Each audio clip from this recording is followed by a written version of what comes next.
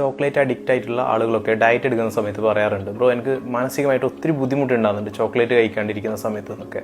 അപ്പോൾ അത്ര ആളുകൾക്ക് കഴിക്കാൻ പറ്റിയ ഒരു അടിപൊളി സാധനം എന്നൊന്നും പറയുന്നില്ല, എങ്കിലും കുഴപ്പമില്ല, കഴിക്കാൻ പറ്റിയ ഒന്നാണ് പ്രോട്ടീൻ ബാറുകൾ. ഈ പ്രോട്ടീൻ ബാറുകളുടെ ഒരു പ്രത്യേകത എന്ന് വെച്ച് കഴിഞ്ഞാൽ സാധാരണ നമ്മളൊരു ചോക്ലേറ്റ് ആയിട്ട് താരതമ്യപ്പെടുത്തുന്ന സമയത്ത് അതിനേക്കാൾ ബെറ്റർ ആയിരിക്കും ഈ പ്രോട്ടീൻ ബാറുകൾ എന്ന് പറയുന്നത്. പ്രോട്ടീൻ റിച്ച് ആയിരിക്കും.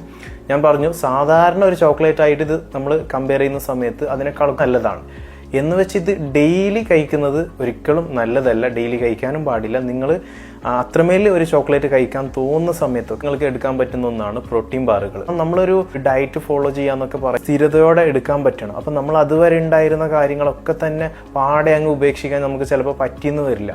അപ്പോൾ ചില ആൾക്കാർ എന്ത് ചെയ്യും, ഇങ്ങനെ കടിച്ചു പിടിച്ച് നമ്മൾ കുറച്ച് ദിവസം ഫോളോ ചെയ്യും, പിന്നെ ഇത് പറ്റില്ല എന്നുള്ള മൈൻഡിൽ അത് മൊത്തം അങ്ങ് ബ്രേക്ക് ചെയ്ത് കളയും. ആ ഡയറ്റ് തന്നെ അവിടുന്ന് നിന്ന് പോകും. പിന്നെ അവർക്ക് റിസൾട്ട് ഉണ്ടാക്കാൻ പറ്റുമോ? ഇല്ല. അപ്പോൾ തീർച്ചയായിട്ടും നമുക്ക് നമ്മുടെ ഒരു ലൈഫ് സ്റ്റൈലിൽ ചേർന്ന ഭക്ഷണ രീതി ആയിരിക്കണം നമ്മൾ ഫോളോ ചെയ്യേണ്ടത്. എല്ലാത്തിനും സൊല്യൂഷൻ ഉണ്ട്. ഇതിപ്പോൾ ചോക്ലേറ്റ് കഴിക്കണം എന്ന് തോന്നുന്ന സമയത്ത് വല്ലപ്പോഴും നമ്മൾ പ്രോട്ടീൻ ബാറുകൾ എടുക്കുന്നത് അതിനൊരു സൊല്യൂഷനാണ്. തുടങ്ങി എല്ലാത്തിനും സൊല്യൂഷൻ ഉണ്ട്. അപ്പോൾ ആ സൊല്യൂഷൻ നമ്മൾ കണ്ടെത്തി കൃത്യമായിട്ട് അത് നമ്മുടെ ഭക്ഷണ ക്രമത്തിലും നമ്മുടെ ആ ഒരു ലൈഫ് സ്റ്റൈലിൽ ഇട്ട് കൊടുത്തു കഴിഞ്ഞാൽ നമുക്ക് അതുമായിട്ട് നല്ല പോലെ മുമ്പോട്ട് പോകാൻ പറ്റും, നല്ല റിസൾട്ട് ഉണ്ടാക്കാൻ പറ്റും.